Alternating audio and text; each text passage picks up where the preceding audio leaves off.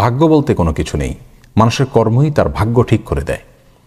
এই উক্তিটি, এই কথাটি শুনতে বেশ মনে হচ্ছে আকর্ষণীয় এবং মুখরোচক, অথচ এটি বাস্তবতা বিবর্জিত এবং অযৌক্তিক এবং একই সঙ্গে ইসলামী শরিয়ার দৃষ্টিকোণ থেকে একজন ঈমানদারের ঈমানকে ধ্বংস করে দেওয়ার মতো কথা। অযৌক্তিক এবং অবাস্তব এই জন্য যে মানুষের কর্মই তার ভাগ্যকে ঠিক করে দেয়, এটি অসত্য কথা আমরা জানি। কারণ আমাদের সমাজে বহু মানুষ আছেন, অনেক পরিশ্রম করেন, অনেক সাধনা করেন, অনেক কাজ করেন, অনেক কর্ম তিনি নিয়মিতভাবে করে যান, সুচারুরূপে করে যান, কিন্তু এরপরেও তার ফলশ্রুতিতে ফলাফল তিনি যেভাবে পাওয়ার কথা সেভাবে কাঙ্ক্ষিতভাবে ফলাফল পাচ্ছেন না। এরকম ঘটনা ভুরি ভুরি আমাদের সামনে রয়েছে। আবার অনেকে খুব বেশি পরিশ্রম যে করেছেন তা নয়, খুব বেশি কাজ যে করেছেন তা নয়, কিন্তু তারপরেও তার ফল তিনি বেশ ভালো পেয়েছেন। তাহলে কর্মই যদি ভাগ্য ঠিক করে দেয়, তাহলে যতজন কাজ করছেন সবাই তো ফলাফল ভালো পাওয়ার কথা। অথচ আমরা দেখছি যে কর্ম সঠিকভাবে করার পরে অনেকে ফলাফল কাঙ্ক্ষিতভাবে পাচ্ছেন না। বোঝা গেল কর্মই আমাদের ভাগ্য ঠিক করে দেয়, এটা অযৌক্তিক কথা এবং অবাস্তব কথা, অসত্য কথা।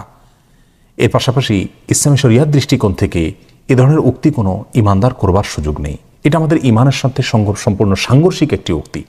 রাসূল করিম সাল্লাল্লাহু আলাইহি সাল্লাম ঈমানের যে রোকন বা পিলার এর কথা আমাদেরকে বলেছেন, তার মধ্য থেকে অত্যন্ত গুরুত্বের সাথে পৃথকভাবে তাকদীরের প্রতি বিশ্বাসের বিষয়টিকে উল্লেখ করেছেন। তিনি বলেছেন, ওয়া তু'মিনু বিল কদরি খাইরিহি ওয়া শাররিহি মিনাল্লাহি তাআলা, অর্থাৎ তোমাকে ঈমানদার হওয়ার জন্য যেই কথাগুলোর প্রতি, যে বিষয়গুলোর প্রতি বিশ্বাস স্থাপন করতে হবে অন্তরে, সেই বিষয়গুলোর মধ্য থেকে একটি হলো তুমি বিশেষভাবে বিশ্বাস করতে হবে যে ভাগ্য অর্থাৎ আমার ভালো এবং মন্দ সব কিছুর নির্ধারণ এটা আল্লাহ সুবহানাহু ওয়া তাআলার পক্ষ থেকে হয়ে থাকে।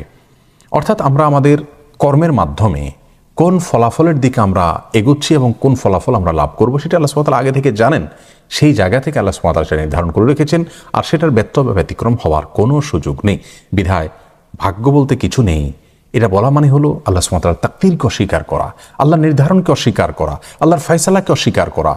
অতি বস্তুবাদী হতে গিয়ে, অতি দুনিয়াবী হতে গিয়ে আমরা কিন্তু ঈমান থেকে সরে যাচ্ছি এবং বাস্তবতা থেকে সরে যাচ্ছি। কর্ম কখনোই মানুষকে, ভাগ্যকে পরিপূর্ণরূপে পরিবর্তন করে দিতে পারে এরকম নিশ্চয়তা আমরা কেউই দিতে পারবো না। অতএব এ ধরনের অবাস্তব কথা থেকে, অযৌক্তিক কথা থেকে এবং অন ইসলামিক উক্তি থেকে আমাদেরকে বেঁচে থাকতে হবে।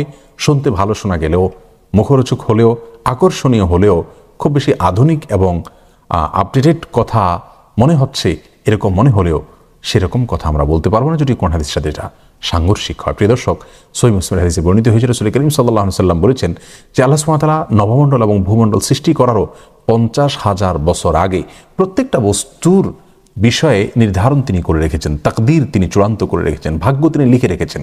আল্লাহ সুবহানাহু ওয়া তাআলা ভাগ্য লিখে রেখেছেন নবমণ্ডল ভূমণ্ডল সৃষ্টি করারও 50,000 বছর আগে আল্লাহ ভাগ্য লিখে রেখেছেন।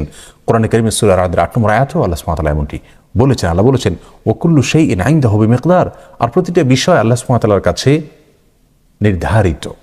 অর্থাৎ প্রত্যেকটা বস্তু আল্লাহ সুবহানাহু ওয়া তাআলার কাছে, প্রতিটা কি হবে না হবে, ভালো মন্দ সবকিছু আল্লাহ সুবহানাহু ওয়া তাআলার কাছে আগে থেকে নির্ধারিত। বিধায় কাজা এবং কদর, তাকদীর এবং ভাগ্যকে অবিশ্বাস করলে ঈমান থাকবে না।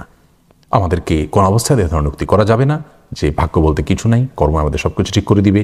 আল্লাহ তাআলা আমাদের সকলকে এ ধরনের কুফরি এবং ঈমানকে ধ্বংস করে দেয় এ ধরনের উক্তি, অবাস্তব উক্তি থেকে হেফাজতে রাখুন।